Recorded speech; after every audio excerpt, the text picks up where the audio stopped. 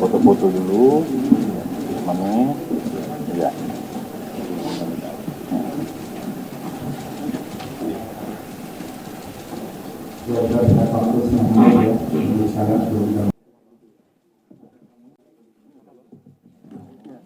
Foto-foto dulu, mana? Ya.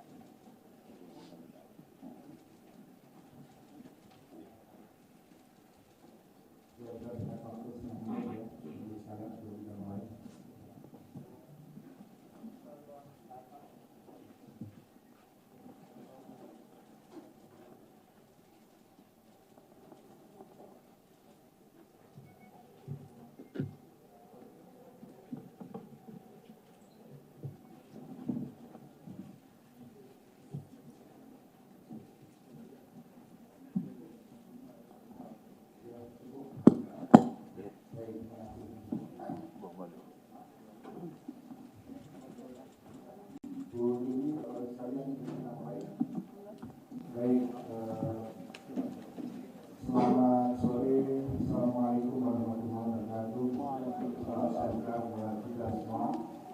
Teman-teman wartawan media yang hadir pada siang ini, terima kasih. Saya ingin mengucapkan terima kasih atas kehadiran pada Jumpa Pers terkait penanganan atau tidak lanjut penanganan dari kasus industri pada siang ini.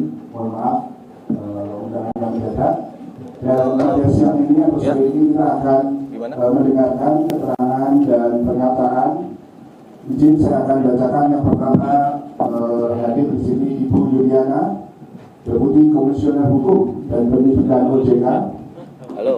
Kemudian yang kedua Bapak Ferdiansyah, Kepala Departemen Pendidikan Jasa Keuangan OJK. Bapak Irjen Polisi Daniel Boli, Pendidik Utama OJK. Bapak Irjen Polisi Amur Chandra, Kadif Bupinter Polri. Kemudian Bapak Brigjen Polisi Hindarsono, Kepala Biro Korwas PPN Bareskrim Polri. Bapak Brigjen Polisi Untung Widiatmoko, Sekretaris NCB Interpol Indonesia. Dan Kombes Polisi FD E. Caniago, Kabak Penum Provinsi Divisi Humas Polri.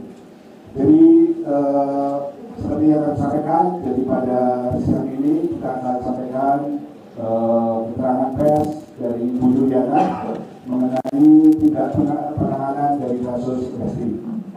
Untuk mempersingkat waktu langsung kami mohon Bu Yuliana untuk dapat menyampaikan pernyataan. Terima kasih. Terima kasih Pak Ismail.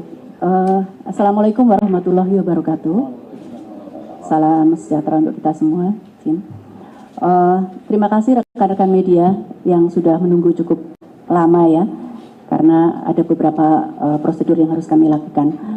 Izin saya akan membacakan pernyataan dari OJK berkaitan dengan peristiwa yang baru saja kita hadapi. Otoritas Jasa Keuangan bersama Kepolisian Negara Republik Indonesia serta sejumlah kementerian dan lembaga terkait telah berhasil memulangkan dan menahan saudara AAG, yakni mantan Direktur PT Investri Radika Jaya, yang diduga melakukan kegiatan penghimpunan dana masyarakat tanpa izin OJK. Dalam proses penegakan hukum, penyidik OJK berkoordinasi dengan Kejaksaan Agung Republik Indonesia dalam menjerat tersangka dengan pasal 46 Junto pasal 16 ayat 1 bab 4 Undang-Undang Perbankan dan juga pasal 305 ayat 1 Junto pasal 237 huruf A Undang-Undang Nomor 4 Tahun 2023 tentang pengembangan dan penguatan sektor keuangan atau yang kita kenal dengan Undang-Undang P2SK, Junto pasal 55 KUH Pidana dengan ancaman pidana penjara paling singkat 5 tahun dan paling lama 10 tahun. Tersangka melakukan penghimpunan dana masyarakat secara melanggar ketentuan perundang-undangan pada periode Januari 2022 hingga Maret 2024 dan mencapai setidaknya angka cukup material.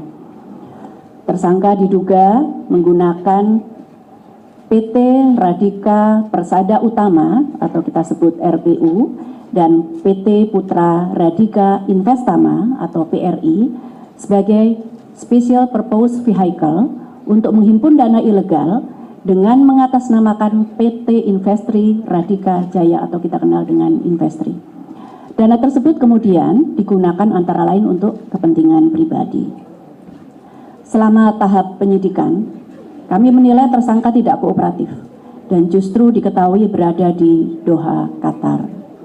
Penyidik OJK kemudian menetapkan saudara AAG sebagai tersangka dan melalui koordinasi intensif dengan Korwas PPNS Bareskrim Polri serta Divisi Hubungan Internasional Polri, diterbitkanlah daftar pencarian orang atau DPO dan juga memasukkan nama yang bersangkutan di dalam red notice pada tanggal 14 November 2024. Dalam hal ini, Kementerian Hukum dan juga Kementerian Luar Negeri juga telah mengupayakan jalur G2G berupa permohonan ekstradisi kepada pemerintah Qatar.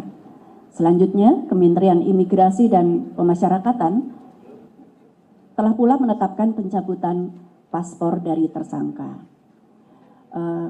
Kami tambahkan informasinya bahwa proses pemulangan saudara AAG ini dilaksanakan melalui mekanisme kerjasama NCB to NCB antara kedua negara tentu saja, Qatar dan Republik Indonesia melalui kolaborasi berbagai pihak, dan di sini peran dari Menteri Dalam Negeri Qatar juga cukup besar untuk membantu suksesnya pemulangan dari tersangka.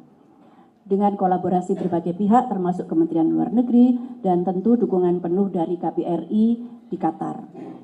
Saat ini tersangka merupakan tahanan OJK yang kemudian akan dititipkan di Rutan Bareskrim Polri untuk proses hukum lebih lanjut. OJK juga terus berkoordinasi dengan Bareskrim Polri terkait laporan-laporan korban yang lain yang masuk ke Bareskrim Polri dan Polda Metro Jaya. Dalam kesempatan ini kami OJK menyampaikan apresiasi yang sebesar-besarnya kepada Kepolisian Negara Republik Indonesia, Kejaksaan Agung, Kementerian Hukum, Kementerian Imigrasi dan Pemasyarakatan, Kementerian Luar Negeri, juga PPATK atas seluruh dukungan dan kerjasama dalam proses pemulangan tersangka. Kami meyakini bahwa sinergi dan koordinasi antar kementerian ataupun lembaga ini merupakan wujud nyata komitmen bersama dalam memperkuat penegakan hukum di sektor jasa keuangan serta memberikan perlindungan kepada masyarakat. Sekian pernyataan dari kami. Mohon izin barangkali nanti dari Ibu Pinter jika ada pernyataan, mohon izin, monggo Pak. Terima kasih.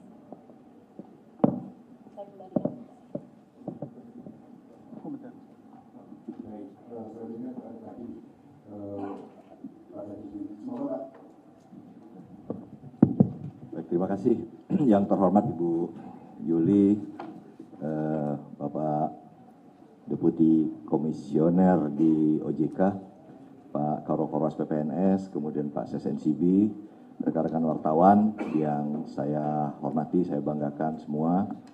Jadi perlu kita sampaikan bahwa hari ini kita sudah final bisa memulangkan atau mengambil tersangka kita yang selama ini sudah dicari-cari.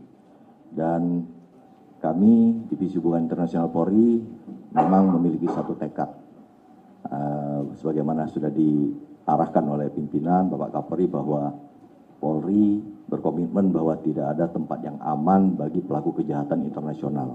Ini merupakan bagian tugas dari kami, core tugas kami dari SSNCB Interpol. Tidak ada tempat yang aman bagi pelaku kejahatan bersembunyi, baik dia yang lari keluar ataupun dia yang sembunyi di dalam negeri bagi pelaku yang dari luar.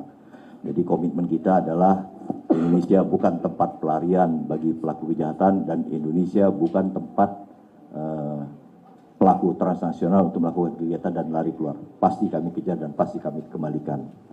Terkait dengan tersangka AAG ini, rekan-rekan, memang sebagaimana yang disampaikan oleh Ibu Yuli tadi sudah lengkap, dan saya sedikit menceritakan bagaimana proses pemulangan ini yang cukup rumit, namun alhamdulillah pada hari ini secara final bisa kita pulangkan. Ini beberapa mekanisme sudah kita tempuh. Awalnya kita akan menempuh G2G, tapi itu G2G itu pasti akan rumit, memakan waktu yang lama. sementara kita ingin adanya suatu percepatan.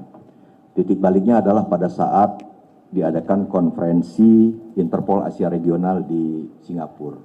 Pada saat itu kami mengutus Pak SSNCB, Brigjen Untung untuk bertemu di sana dan mengadakan bilateral meeting dengan pihak Qatar. Nah, disitulah titik tolaknya, pihak Qatar berkomitmen untuk melakukan atau membantu kita untuk mengamankan tersangka. Tersangka ini sudah memiliki permanent resident dan memang sulit untuk dipulangkan kalau dengan mekanisme yang normal. Jadi dengan kerjasama cooperation yang baik, P2P, NCB to NCB, kita bisa memulangkan tersangka ini. Dan tentunya keberhasilan ini merupakan bukti nyata kerjasama internasional yang efektif dalam memerangi kejahatan transnasional. Satu komitmen kita, sebagaimana awal dari sambutan saya tadi, bahwa Indonesia, dalam hal ini Polri, berkomitmen bahwa tidak ada tempat yang aman bagi pelaku kejahatan transnasional untuk bersembunyi ataupun melakukan kegiatan di Indonesia dan berlari keluar. Pasti akan kami kejar, pasti akan kita cari. Dan tentunya masih banyak beberapa subjek lagi yang tetap akan kita cari, dan ini merupakan satu warning juga bagi para pelaku-pelaku. Anda kemanapun mereka akan melakukan kejahatan dan lari di luar, pasti akan kita cari. Demikian, terima kasih Ibu Ketua dan yang lainnya. Saya sangat apresiasi atas kerjasama bersama ini. Kami mendapatkan dukungan support dari OJK, dari pihak Barreskrim, dan memang ini kolaborasi yang sangat menyenangkan, sangat menggembirakan bagi kami. Kita saling support dengan satu tujuan adalah menegakkan hukum dan menegakkan marwah Indonesia dalam hal menangani kejahatan transnasional. Demikian saya akhiri. Billahi taufiq wal hidayah. Wassalamualaikum warahmatullahi wabarakatuh. Waalaikumsalam.